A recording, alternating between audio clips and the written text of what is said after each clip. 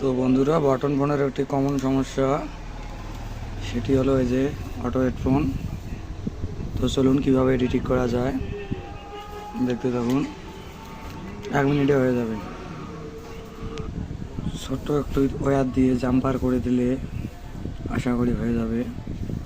তো আমি জাম্পার করে দেই, আপনারা দেখতে থাকুন কি অবস্থা। তো দেখতে থাকুন কীভাবে কাজটি করি।